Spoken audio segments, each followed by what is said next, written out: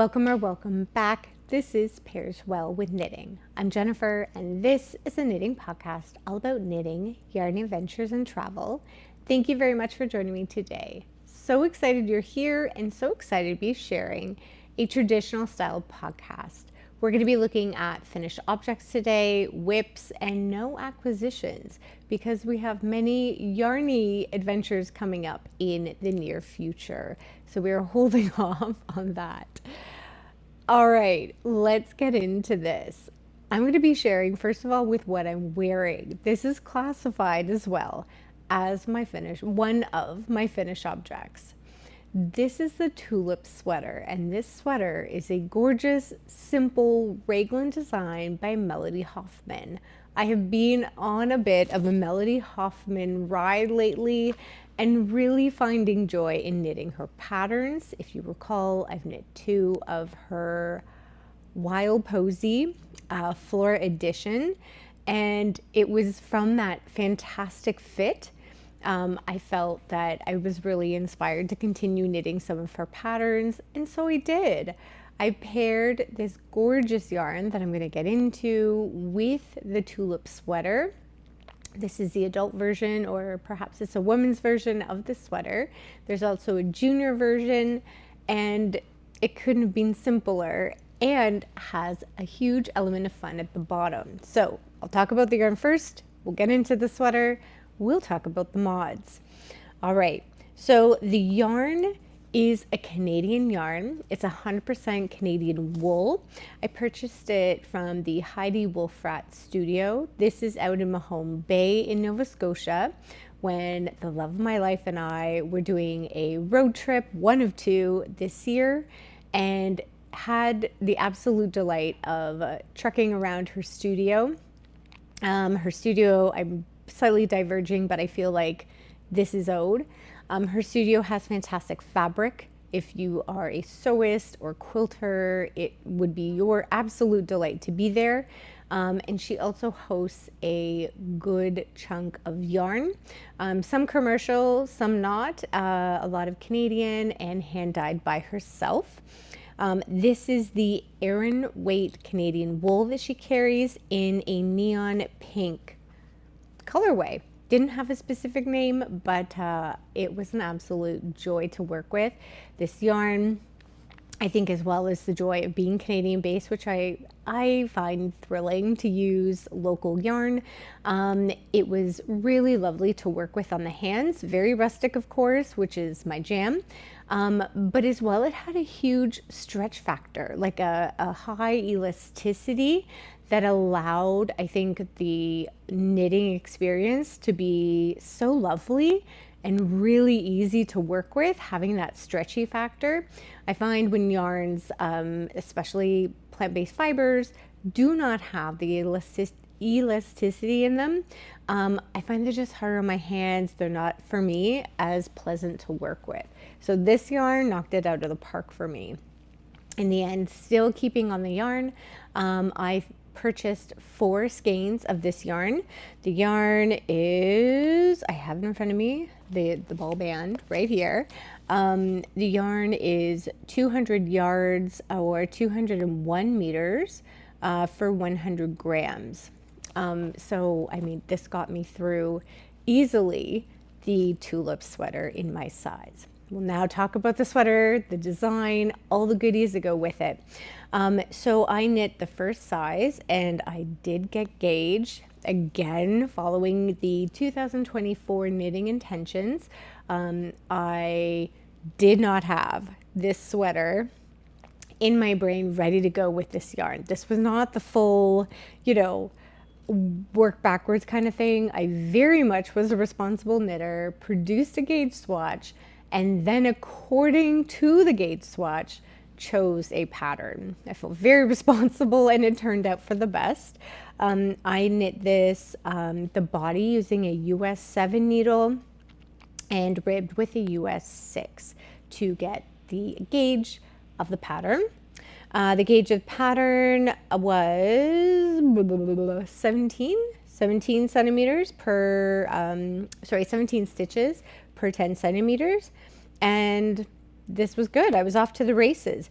This is a top-down raglan sweater. I will weave in my modifications as I chat. So you cast on at the neckline. In the pattern, if you follow it, you're actually casting on right at the top of the neck, and then producing a ribbing and then going down into your raglan stitches. I did not. I had knit 2 times the cast on edge for the neckline for the ribbing. Sorry, my nose is itchy. I had spicy lunch. Sorry. And it was just huge. This was at the time when we were in and out of the hospital for my mother. And even my mother, who is not a knitter, she said, that looks a little large on the neck. And I thought, you're right. So she showed interest in helping me wind my yarn ball back from pulling the sweater out right before her surgery. So she was winding as I was holding part of the sweater that I was making. And so this always will have that memory with me when I wear it from her. Sorry about the pings. So that's again, I feel every knit item that I'm making, and when I wear it, it always has memories in it from what I was doing, who I was with, what I was eating, everything. It always has memories stitched right in. So a lovely memory with my mom, which is cute. What I did is, oh, and I will share, sorry, on the raglan line, of course, you're increasing as you go. This pattern is, I think, slightly different than other raglan sweaters that I have followed. I say this and then maybe it's just me glazing over pattern, because oftentimes in a raglan, you're increasing almost like every other row on both sides of the raglan stitch. So you're increasing for the body, you're increasing for your arm or your shoulder. This pattern I felt was more unique because it has you doing that up until a certain point, and then it does a little switcheroo on you, and it goes kind of back and forth between only increases at the, I think it's the body and not the arm, if I'm not mistaken. I can't remember now. It's in the pattern. If you purchase it, go for it, check it out. And so because of that, I had to rip back a couple times because I got into the groove, wasn't fully paying attention to like each row guideline by the pattern, because I'm like, I've made raglan sweaters so many times, I'm good. But I feel following that pattern intention of being mindful when doing your increases and not only increasing, you know, both at both sides of the raglan and only doing one at one time, really helped, I think, the shaping and the reduction of massive ease for me, which, let's do it. I'm here for the like slightly less ease sweater now. So I enjoyed it. I also reduced a whole section of increases because I didn't need it. Otherwise I'd be swimming in the sweater, and this is the size 1 if I didn't mention. So even that, again, I'm loose knitter and I didn't measure my row gauge. Look at me, I'm like, I'm so responsible, and I did a gauge swatch. Yeah, okay, I only counted the stitches, percent centimeters, not the rows. My goodness, we're just airing all the dirty laundry today. Okay, there we are. True stories of a naughty knitter. What else? Because I don't want to miss things, because I adore the sweater. Okay, I think that's pretty much it. Otherwise, I'm giving away too many details about a paid pattern. The hemline is obviously what makes this sweater a showstopper, because otherwise you'd have just a really nice, organized, fitting raglan sweater, which is fab, and this is a good sweater pattern to purchase if you do not have a raglan sweater that this is your go-to. Maybe you enjoy this fit. I do. This might be another go-to for me, but is the scalloped hemline of the ribbing. So following the pattern, you're basically ribbing one by one, knit and purl the whole way until a certain point. And then there's a technique that you follow to allow your hemline to basically increase and decrease. Basically, you're following increases and decreases according to the pattern to get the gorgeous scallop hemline. And this for me is what sold me on the this is way too close. I'm just doing this. We're just like walking and talking. I think it's super cute. It follows all the bottom, and I'm really, really happy with it. I did knit the more cropped version. So I feel with my summer garments, this is just like, this is good. And we haven't had sticky hot weather yet, so she's getting warm. Then the neckline, because I hadn't cast it on at that point for the ribbing, so I picked up stitches, and in the end, again, I did a little trial and error. I ended up picking up, I think it was 10 less stitches than in the pattern, and just did one by one ribbing, like knit purl for that. Emily from High Fiber Knits, because I had seen her in the process of the neckline, she suggested, which I thought was really cool, and I might have to do this in my second version, to try a scalloped edge at the top. I thought that would be cool, and I'm sure I could calculate how to apply the scalloped edge from the bottom hemline to the top. Just saying, I love that idea. I think that could be amazing. But for me, I thought just with this one, we're gonna go plain Jane. That being said, I did a unique cast off. The bind off, I saw on an Instagram post by an account that I follow, Rook. I think it's Rook Knit or Rook Knitting. So she's calling it the Rook's bind off. I don't know if she invented it or if she's been following it from someone else. But she has a great little reel that you can follow, where basically you're knitting through, and I think I've talked about this once before because this is familiar to me, you're knitting through with a sewn bind off, I should say. A tapestry needle, you're knitting through 3 stitches and you're knocking that last one off. You're knitting through the next 3 stitches, you're knocking that stitch off, so that's your bind off. It creates this very, to me, I feel, clean and beautiful finish that is a sewn bind off, but it is not the evil Italian bind off. I cannot do the Italian bind off. Every time I try to do it and I have to rip it out, it's such a nightmare. I want to have joy in my knitting. This is a joyful process of this bind off. I feel like it's clean. I feel like it looks good.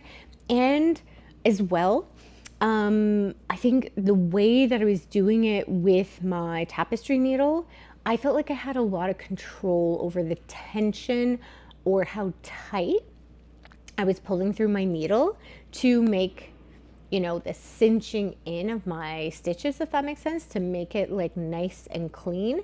Because often, my goodness, sorry, spicy food.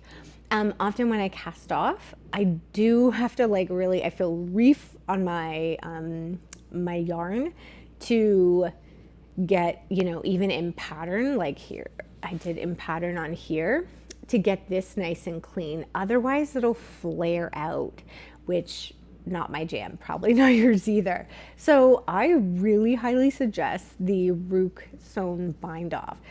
If you have questions about it, let me know, and I can point you in the right direction of the account that I found this bind off in.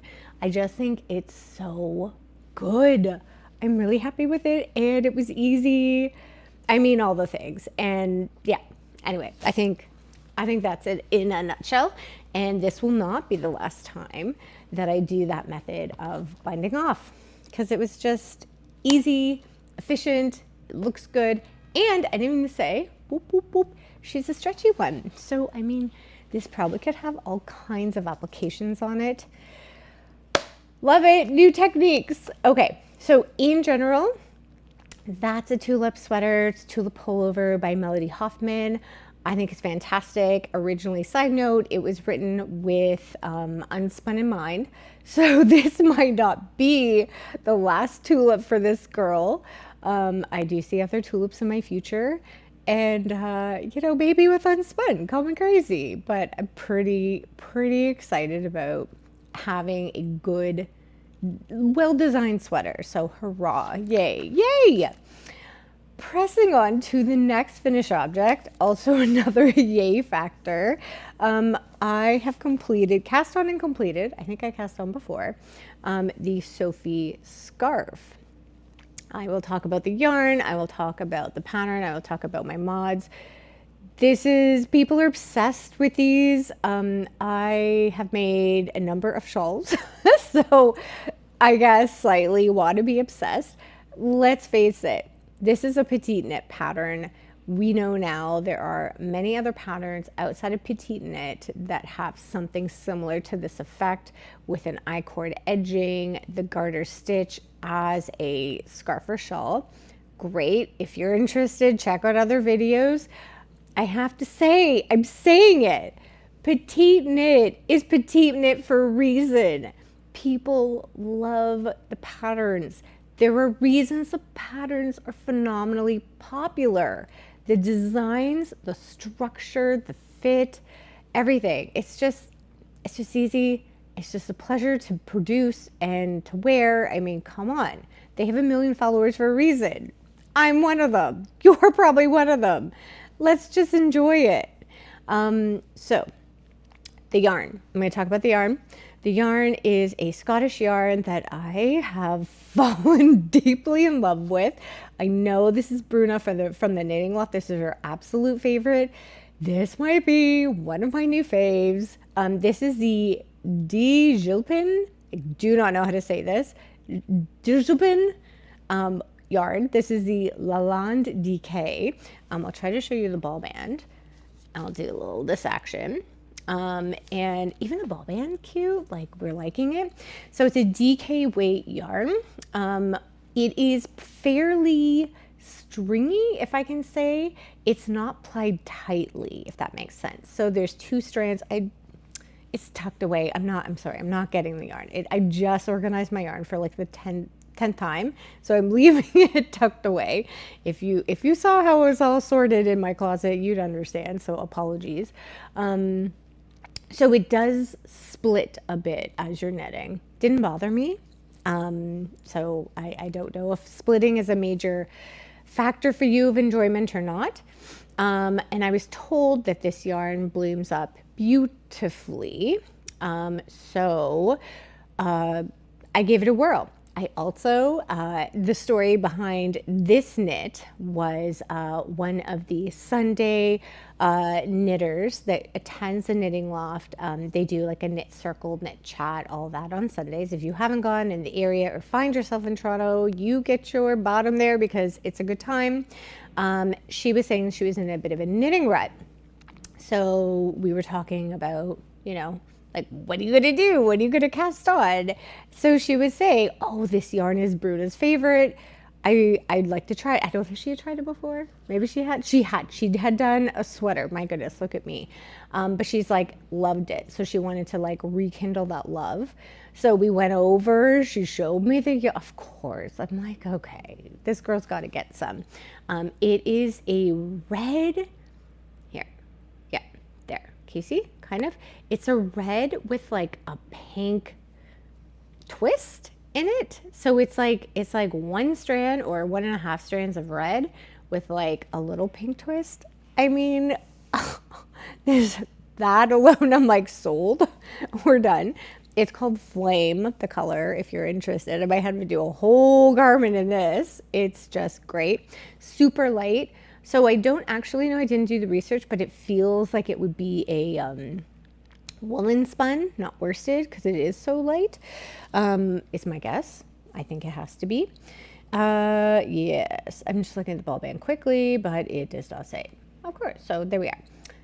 The mods to the scarf. So, Sophie Scarf. The idea of this is that it just acts as pretty much like a little like as you take, like we were just adding a little to our knit fit. It is not, you know, to keep me the coziest in -40 degree weather in Toronto. This is just like a little, like a whisper of a knit, if you will. And even heading into summer, spring, I could totes wear this. So I used a size US 3 needle. So little guy on this. And yeah, I don't know if I got gauge. It doesn't matter. It's a little scarf. What I did do is I ripped out and I recast on because I wanted it skinny and it was turning out to be chunker. So I ripped it out, and instead of doing increases and decreases when it was suggested in the pattern, I added 2 additional sets of rows. So technically it was like 4 rows in addition before the increases or the decreases. So that's how I got it to be a little skate, because I've seen other people's Sophie scarves and they've looked like this, and I think they followed the pattern. So I don't know what I'm doing, but you know, it's me. It's the pairs well with knitting situation. I'm not really sure. And oh, and I also, of course, did I weighed my yarn before, and like as I thought I was getting to halfway point, I did the weigh, and then I started doing the opposite idea, because of course, you know, probably you're casting on, you're increasing as you get into the thicker component of your scarf, and then this is your halfway point. This is where roughly I weigh my yarn, and I'm like, okay, I've got just over I always leave a little over, like careful, and then I start to decrease as I go. For some reason, I had heaps of yarn left over. Don't know why, but that's okay, because I didn't want it longer anyway, so it's good. And yeah, we blocked it, and she just went into this like glorious little red beast that she is. I've worn it a couple times, haven't worn it heaps because I don't know, we just haven't got there yet, but we will. And super cute. I feel like there's one other thing I wanted to share. Of course I did. The last thing I wanted to share, and I think I might have done this when I shared about the Sophie shawl in the past, is I've used, and of course they're away right now, but one of my, un momento, por favor, sorry, I gotta get my loud noises, sorry, my light bulb stitch markers. So what I do, because some people, when we're talking about something like this, like with the shawl or the scarf, they're like, man, it's just like I have to track my stitches, it's kind of annoying. I have to, like, you know, either track it on paper or row counter, and that might work for some people, but for me, because I'm usually, especially with this kind of thing, I'd be traveling like TTC or train or whatever. So I'm not writing stuff down. I'm just wanting to knit and enjoy. So I do something like this. I don't know. Yeah, a little you can see. I use my light bulb stitch markers. And for this idea, I use 2. So I, at the, say the increase, say I'm knitting this way, and I'm increasing, I would indicate my increase row with a light bulb stitch marker. Then I would knit, and then I indicate my other increase, so that every time I'm getting up to the point where that row needs the increase, then I'm adding it in. And so this is just allowing me to like mindlessly, brainlessly track as I go. It's one of these like probably non-secret, naughty, dirty knitting secrets, but it works for me, and it allows me to more enjoy my process, and then also be able to do other things and not have to write things down, because that would be a drag for me, I feel. Yeah, so that's the Sophie shawl. It was just a quick and dirty and a little fun, because someone else was knitting this too. She just finished as well. So yeah, it's a good time. We're now gonna get into the whips. Okay, so excited. I will share my non super excited whip, because I don't think there's been a lot of progress. I feel like I'm a little blushy about it, because it's so silly. It's been hanging out on my couch and she hasn't been touched. This is my newer slipover that I'm making into a pullover. This is with the Harrisville Designs Highland wool. Love the wool, not the color. So this is it. I've talked about this before. She's got a split hem. I have made the slipover edition already. I'm basically adding a sleeve and decreasing as I feel fit. She'll get there. I mean, this obviously isn't something that I'm dying to get off my needles, and she'll be done when she's done. Yeah, this is where we are.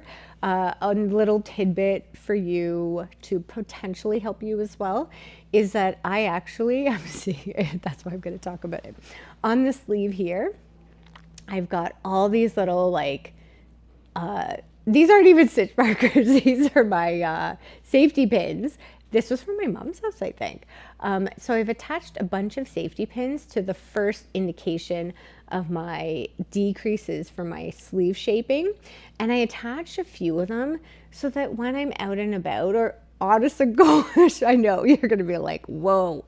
If I'm on the other side of the couch that I'm not around my stitch markers, I can literally take it off of this and plop it into the new decrease. I feel like that's almost embarrassing to share.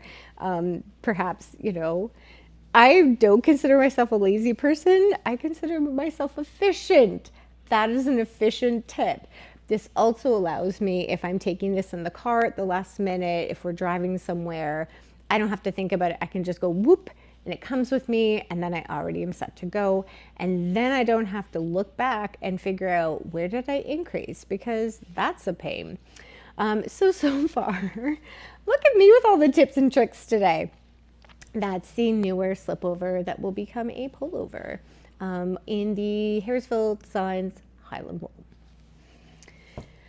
Okay, this is the next step. This is what I'm calling the color bomb, and I am so jazzed about it. I've got to get all the woolly bits over here, and then I will talk you through my new cast on that I've been feverishly knitting on. Here we are. Oh my goodness. Are you like, wow, wow, that is color. Yep, that's a colorful one. This is yarn that I purchased during the local yarn shop sale at the Knitting Loft, I don't know, a month ago. And this is all pure Gynt except for the cream color. I'll go over it. And this was the intent for the yarn. This is, goodness, sorry, the Jupiter crop by Caitlin Hunter. This has been in my queue, my knitting queue, forever, ridiculous amount forever. And originally I had actually bought yarn, if you recall and have been watching this channel with me going through knitting adventures. I had purchased yarn at Briggs & Little during my summer trip out in the down east with colors that somewhat mimicked the original colors of Caitlin Hunter's sample in her beautiful photos online. And I wasn't feeling it. And I also bought yarn that was way too thick. Like the gauge I didn't even knit a gauge swatch, but it would be ginormous. I think it was like, if it wasn't a worsted, it was an Aran weight. Like it was a silly move. Anyway, this pure Gynt works. It works for, I'm saying works roughly for gauge. I'm just getting the ball band. So the pure Gynt, what are we looking at here? You're probably going to be, okay. So it says 22 centimeters or 22 stitches per 10 centimeters. I don't know if it is. I don't know. I mean, it's color work. I don't know. I knit. I did do a gauge swatch. Maybe was I that organized? I might have had a cocktail as I was writing this down because I can't totally remember. Okay. So it says gauge on the pattern is 20 stitches and 28 rows. And it said, here, I'll cover up the rest because I don't know if it's like secret. I'm getting gauge. Okay, so apparently my gauge swatch was 20. I don't know what this is, but that's okay. The crazy thing is I'm knitting my color work, You're going to be like, what? On a US 3 needle and ribbing with the same. It was kind of a mistake. I started doing my neck because you cast on at the top. Obviously, you're going boop, boop, boop, down, knit, knit, purl. There's some short row shaping that happens here to bring the neckline up. And then you're getting into your color work. Well, I was so excited to get into the color work. I've been craving color work. It's like, I don't know, for me it was almost like if I'm craving a coffee or like a really good tea, like a, you know, Earl Grey cream, or I need to have it. It was like the same. I was craving hardcore like color work. And so I think I was just so excited about getting down and dirty with it. I did. And I started going. I was just like, oh, and just loving life, getting all in it. Like this knit, I was a little bonkers. I knit this in like days. It's a little embarrassing because I loved it so much. I was like, almost bring it to the bathroom with me, like, burp, burp. And I realized probably like, bloop, like here, I was knitting on the same needle that I was ribbing with. I had meant to go up to US 5. At this point, I'm like, it looks fine. We're just going to keep going. And so we did. So the colors are all Peer Gynt colors, of course.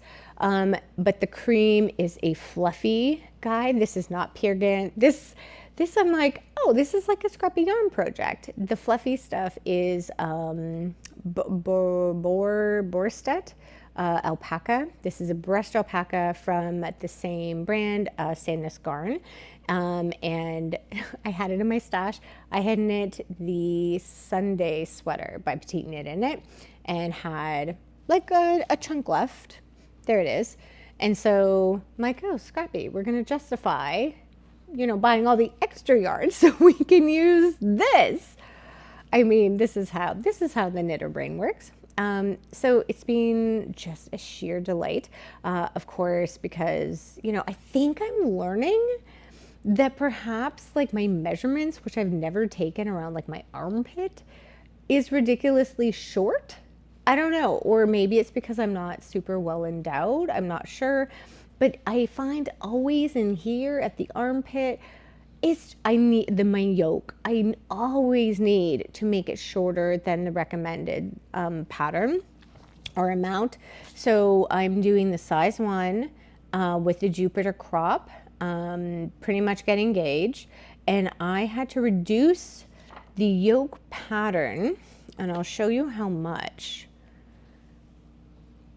All of this up to the blue pretty much is supposed to be part of the yoke. I split right after the feather motif. The feather motif is, I believe, inspired by Caitlin Hunter's rooster that brought about this design of sweater. So right after the feather, I split. This is what it meant. I'm telling you so much on this. I don't know if you want to hear it, but for me, it actually meant like quite a bit of like playing around. Because I split so much earlier, I thought, okay, no big deal. Like I'll just cast on the same amount of stitches. Clearly not, because you're working in a pattern. I had to, I don't know how many times, I calculated, numbers were telling me like, yes, thou shalt cast on this much and it'll work out to get the pattern. No, I don't know. For some reason it didn't. I couldn't figure it out. So I basically had to cast on a certain amount every time and see if it would like work in the pattern. I don't know. Is this crazy? Is this what you do? I'm not sure. This is what I was doing. And we figured it out. So we got there. It took a bit. That also being said about the cast on at the underarm, because I had to cast on significantly more than in the pattern, it meant that my sleeve was also changed because again, the cream part and the like turquoisey bit, that is supposed to be in the yoke, not on the sleeve. So I had to figure out again, like how many stitches to pick up. That was also like a little mind melting. I don't know why. Again, the numbers said that I should have casted on this or picked up this many. Anyway, we got there in the end. I recorded it for myself so that hopefully I can mimic on the second sleeve. We hope. Where I am with the sweater, I'm super happy with it and the fit, like super happy. But here's where I'm in question, and I just put out on Instagram, what do we think? I mean, the original design is a short sleeve. She's looking gorgeous as a short sleeve. I'm entertaining doing a full sleeve along. So I'm going to see what the Instagram poll says in the end. I don't know. I'm so undecided because I feel like a short sleeve would be gorgeous, but I also feel like a long sleeve would be super fun. Anyway, this is a juniper crop. I'm significantly in love. I think it's just a silly, fun sweater. It brought all the joy to me. And I mean, yeah, we're knitting with wool. We're getting into spring, and I'm not going to stop. Like, you can't stop me from knitting with wool at any time of the year, because this is my jam. Oh my gosh, we're matching. Come on, I'm just seeing this now. Oh, sorry, I'm hitting the mic. It's probably not good, but okay. These might have to be the silly earrings that I wear with this. These earrings as well, they're from my mother. She gave me a whole bunch of her 80s style earrings, like from the 80s. And I have just been wearing them because they're so much fun. And they also remind me of like my childhood, which is great. Goodness. Okay. This is that Jupiter crop. I didn't touch base with how my mother's vest is going. I will do that very quickly for you because she lives in this Beach and Bouche bag. So thank you to the Beach and Bouche ladies, of course. Oh, it's not even in here. That's funny. Oh, it's over here. I'll show you what I have. It's embarrassing. Oh gosh, Jennifer, here we go. I have the gauge swatch. Here's what happened. True story.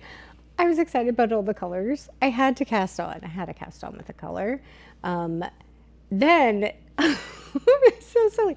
I had pulled the needle out from my gauge swatch that I did. Then my mom's like, oh, I really like this fabric. I'm like, great. That's what I'll do. I didn't write it down, of course. Of course I didn't write it down, what needle size it was. And so I've had to pick it back up and attempt, this is, I think, my third attempt at seeing what needle I used to get this fabric. Anyway, I also realized I'm not super motivated to cast this on properly because I'm going to have to modify the garbage out of the pattern. And I feel like I'm going to have my mother do a lot of try-ons as I knit this. And she's like over an hour away, and traffic is insane lately coming out of Toronto and into Toronto. I don't know. Anyway, I'm seeing her tomorrow. So maybe between, I don't know, now and, tomorrow at 8 o'clock in the morning, I'll have something that she can like somewhat approve of. It's like naughty daughter. Like, come on. Oh, geez. Okay. All right. True story is coming out today. I don't know. So this is this. I do want to share a couple of ridiculously exciting announcements for me. I hope you find joy in my excitement. First of all, I'm confirming that I am attending Flock Fiber Festival. This is a fiber festival that is going to happen in Seattle. This is the second year that it's occurring. They had their first year last year, and I cannot wait to go. I have purchased already a class that I'm going to be attending. I haven't purchased my marketplace tickets yet, but I should, especially if I was following my own yarn festival like tips and tricks. So that's going to be happening. I also haven't booked the flight yet, but I know because I've purchased a class, I'm going. So super, super excited about that. I'm excited to see all the knitters there. I mean, there will be heaps of people, I'm assuming, that I will have met already from Rhinebeck. That'll be at this festival as well. I'm sure tons of new people to meet. I'm jazzed. Sorry, my tag's coming out and my little end of my scarf. So I can't wait. And so I will fill you in as I continue to prep and plan for that because I have not yet. She's in August, so that's forever away. And then the second part, my palms are almost sweating. The love of my life and I had really had a lot of chats around our next travel. We should have already left and gone somewhere and probably come back, but I had a whole month of interviews and just work stuff that I'm not going to get into. So we stuck around here for quite some time. We are taking off later into the summer to go to Norway. Norway. I just, oh my gosh. We were talking about where to go, and there were so many gorgeous places that came up that we've been to already that we would love to go to for the first time. And I think this was definitely, for me and for him, such a gorgeous combination of everything we love about going overseas together. It's going to be a lot of nature, a lot of hiking, which I just, like, I'm so excited for. Mountains, water, beautiful people, yarn. Like, it's gonna be a knitter's paradise. I can't. We've talked about this for a while, and we were trying to like narrow down what country, because of course I'm like, I want to go everywhere. Like, I want to go to Sweden, I want to go to Denmark, I want to go to Norway, like everything. And eventually he's much more responsible in a lot of ways. So he's like, no, we should one country. I'm like, fine, one country. So Norway's it. I am so excited. I'm not only excited to go, of course, and just absorb like a sponge the goodness of everything, but I mean the coffee, the food, the seafood, ugh. But then it's like, as well, is like all the knitting stuff. I've even started thinking this, like, over a month, maybe just a month, maybe less than a month that we're traveling. I'm only thinking, like, what sweaters am I bringing? It's going to be chilly and wet. Like, it's going to be wet there. What am I going to bring to knit on? This is part of the absolute joy for me of traveling. I know it sounds crazy, but you get it. I'm sure you're a knitter. Like, my yarn choice, I'm going to have to gauge swatch before I go. I want this thing. It'll be a sweater. I'm a garment girl. I want the cast on to be knitted throughout my travels, just like I did for Mexico. The Mexico sweater that I knit was the Wild Posy, Melody Hoffmann's Wild Posy, and that I cast on like at the airport at Pearson in Toronto, and I cast off in Mexico City after knitting on it for a month. That was a month. Maybe I can't do this. We're not going for a month. Right. But it'll still have gorgeous travel memories in it. So I really want to pick a Norwegian pattern, if that makes sense, to cast on and work on as I'm there. It's so good. And I also, in hindsight as well, not that I knew, but I do have some Norwegian yarn here, like that I have in my stash. So I'm debating on that. Do I make it like mega Norwegian? I don't know. I also feel like I'm going to be super inspired by everything anyway, I know. I'm just going on because I'm delighted that we're going away. I love traveling. I feel like we haven't gone anywhere forever. I know. It's ridiculous, but and then it's going to be knitter's paradise. I can't wait. It's going to be a joy. I hope you come along with me then, because thrilling. Okay, so that is the finished objects, the whips, the little announcements, and so glad you're here. If you enjoyed today's rambly bits and nitty sharing, please like and subscribe to the channel. We are wrapping up into a year almost of podcasting. The year of podcasting is coming up in like a month. I cannot believe it. For so many reasons I can't. I feel I've been very adamant with myself about podcasting, knitting, and traveling, and the yarny goodness. I haven't really gone into any of my personal stuff, which I'm kind of okay with. I do know I've had questions, so perhaps the 1 year anniversary of Pairs Woven Knitting may open up some questions. I'll put out on Instagram maybe of little things you might want to know. I don't know. It seems really exposing, and I'm not sure if I'm ready for it yet. We'll see. Look at me talking about this, like it's gonna happen, and then if it doesn't happen, everyone's gonna be sad about it. I don't know. Maybe it's some knitting questions. Look at me. Okay, I just need to simmer. Right. So please like and subscribe. If you've been watching for a bit, thank you for being here. If you are new, I hope you come back and get to enjoy the future yarny goodness. Yeah, I've also set up a Ko-Fi account. If you are wanting to dabble, click away in the show notes. Again, the show notes will contain all the information from today with links, but as well can bring you to the Ko-Fi account where you can make a donation for myself, which is fab. And yeah, I think that's it. I really hope that you find joy in your knitting. I hope what you cast on is making you happy. It is not something that we have to do. This is not, for most of us, I should say, sorry, not everyone. This isn't a job. This isn't like a responsibility that we have.